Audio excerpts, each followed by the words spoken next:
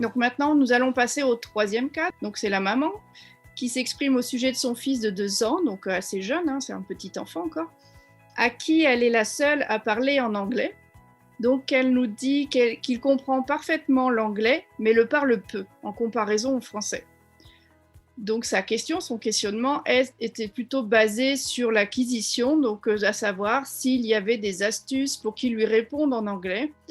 Car quand elle lui demande, il dit ou répète 2-3 mots en anglais, mais pas de phrases. Je vais noter un point en tant qu'enseignante, donc cet enfant n'a que 2 ans, donc il est tout à fait normal que les phrases ne soient pas forcément abouties. Moi, dans ma classe, donc j'ai des enfants de 5-6 ans, c'est sûr que parfois en français, j'ai plutôt des mots-phrases. Donc c'est tout à fait normal, souvent selon leur processus d'acquisition des langues. En effet, Virginie, il y a pas d'inquiétude à avoir quand un enfant de 2 ans, d'ailleurs, quel que soit le contexte d'environnement linguistique, ne prononce pas encore certains mots. Bon, il y a quand même une surveillance lors des examens pédiatriques à avoir pour voir si c'est associé à un déficit de suivi du regard, à un déficit de communication.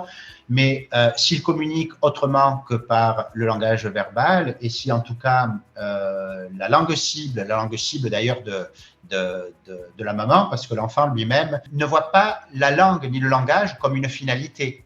Pour lui, c'est la communication l'important. Et encore, la communication, si à la clé, il y a l'objet qu'il convoite ou la répulsion, l'aversion qu'il veut éventuellement exprimée. Cette dame, elle ne situe pas vraiment le contexte. S'agit-il d'un enfant de couple mixte? S'agit-il d'une famille vivant à l'étranger? Apparemment non, ils vivent sur le sol français. On ne connaît pas le rôle de l'anglais dans son foyer, ni pour le pronostic développemental évolutif de cet enfant. Son fils de 2 ans, à qui elle parle anglais, mais elle apparemment n'est pas anglophone native. Elle est francophone. Donc, d'emblée, vous êtes d'accord avec moi qu'un enfant, et notamment, là, il est entre nourrisson et petit enfant, on partage plus des implicites, on partage plus des non-dits que des concepts explicités. Alors, comprend parfaitement l'anglais. Alors, parfaitement, moi, je ne connais déjà pas de monolingues qui comprennent parfaitement sa seule langue. Parfaitement, c'est très subjectif, et notamment dans toutes ces notions-là qui sont ici évoquées. Mais il le parle peu. Bon, il parle peu parce que c'est peu utile. Ensuite, parce que l'anglais, ici, n'a pas forcément un rôle primordial pour les finalités que l'on a quand on est un petit garçon de 2 ans. En comparaison au français, bon, on sait que le bilinguisme équilibré est une notion utopique selon laquelle nous aurions la même richesse lexicale, la même rigueur syntaxique et grammaticale dans 2 langues. Il y a forcément une dominance. Et la dominance, elle va être selon la durée et la qualité d'exposition à telle ou telle langue.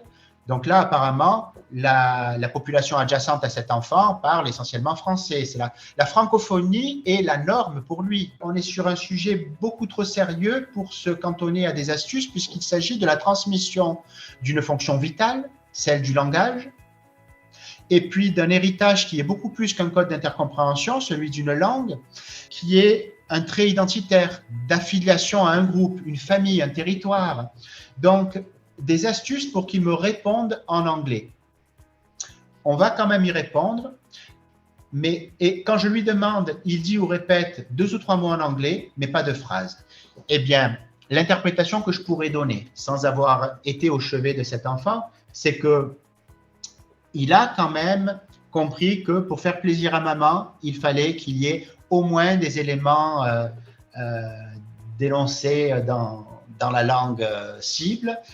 Et il n'a pas apparemment, même s'il a apparemment un bilinguisme passif, l'aptitude de compréhension en anglais, il n'a pas l'aptitude d'y composer des phrases encore. Les astuces, eh bien, se dire qu'à 2 ans, si la langue cible ne répond pas à un besoin, mais également à une envie, on n'obtiendra pas de lui qu'il développe 100 €. des compétences langagières dans cette langue-là.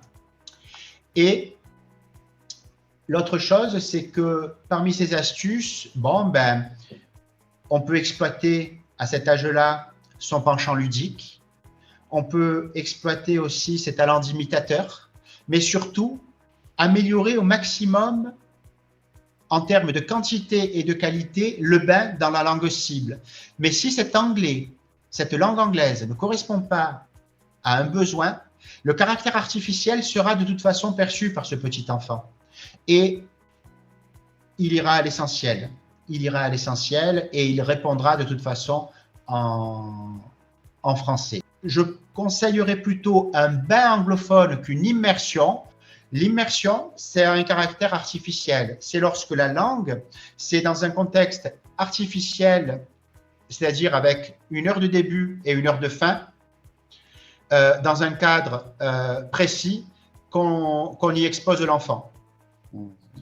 Voilà. Alors que le bain, c'est lorsque c'est carrément spontané, sans cadre physique, sans cadre temporel. Moi, ce qui me semble primordial ici dans ce cas, c'est le fait qu'il n'y ait pas d'immersion, qu'il n'y ait pas de contexte culturel associé au diagnostic. Effectivement, la nécessité. Alors, est-ce que cet enfant est scolarisé dans un milieu, dans un pays étranger, où il y a nécessité d'avoir pour des situations de communication l'usage d'une autre langue que le français ou un usage de l'anglais? Ça, on ne le sait pas.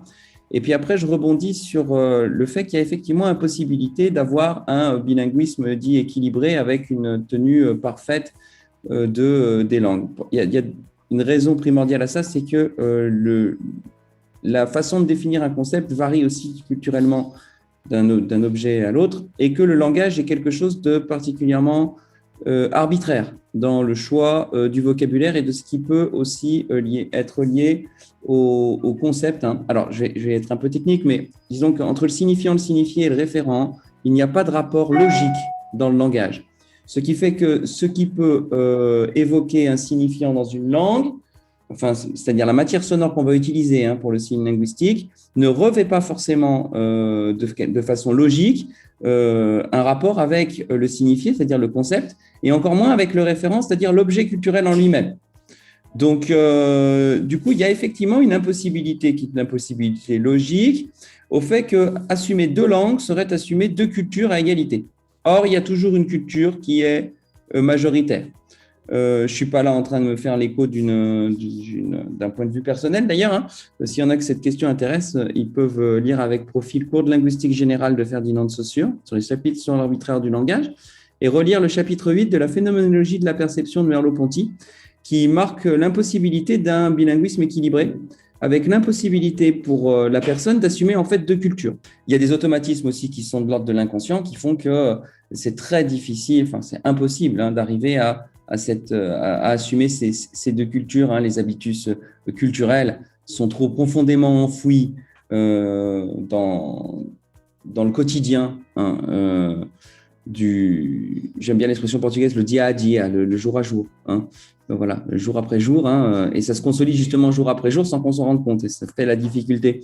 Donc pour cet enfant, c'est vrai qu'il nous manque un peu des éléments, je pense, pour lui donner des astuces. Je pense que s'il n'y a pas une nécessité de communication, il n'y aura pas emploi par l'enfant de l'anglais. En tout cas, tu m'accorderas, Benjamin, que cette maman a une ambition de bilinguisme pour cet enfant avec une idée quand même idéaliste du bilinguisme, comme quoi ça lui apportera quelque chose, ce qui n'est pas forcément vrai, parce que si ça ne répond pas à un besoin pour lui, si ce n'est pas pour finalement échanger avec le voisinage, avec ses pairs, dans le cadre de l'institution scolaire, pas d'utilité. En tout cas, je te remercie beaucoup d'avoir cité notamment Merleau-Ponty et Saussure, donc deux pères de la linguistique, pour illustrer le cas dans lequel la langue n'est pas qu'un code d'intercompréhension, mais également un trait d'affiliation, un trait identitaire. Je pense qu'il y a des aptitudes à développer la reproduction des sons qui ne sont pas égaux chez tout le monde. Et il y a parfois une impossibilité, je pense, fonctionnelle, dans le fait qu'on a été trop longtemps dans une langue et que certains muscles et certaines phonations provoquées par le larynx ne sont pas des phonations naturelles, si elles n'ont pas été entendues dans l'âge tendre, sont très difficiles à reproduire pour certaines personnes. Et ça concerne certaines personnes, même après 25 ans ou 30 ans, je le vois très bien tous les jours avec tes collègues ici, des gens qui, peu importe si ça fait 25 ans qu'ils sont ici, et qu'ils ont finalement un niveau de langue très acceptable, passeront toujours pour des étrangers. Je voulais replacer un peu le contexte de cette maman parce qu'après j'ai fouiné sur la page Facebook, j'ai fait mes petites recherches et donc cette maman, ils habitent donc sur le territoire français et je pense qu'il est scolarisé par exemple uniquement en section monolingue. Donc c'est un choix de la maman de lui apprendre l'anglais. Donc c'est vrai ce qu'on disait, il manque un contexte soit de scolarisation ou bien affectif avec la famille. Oui, donc une ambition de la maman, mais voilà. qui... Et donc les conseils qui qui ont été donnés, voilà. J'ai relevé aussi les conseils qui lui ont été donnés, qui étaient d'intensifier le bain linguistique avec des écoutes, des jeux, ou bien surtout par la socialisation, donc de le trouver soit des amis de son âge qui seraient anglophones ou dans une démarche similaire. Donc les conseils apportés étaient plutôt positifs, du moins constructifs pour cette maman, pour l'aider dans cette démarche.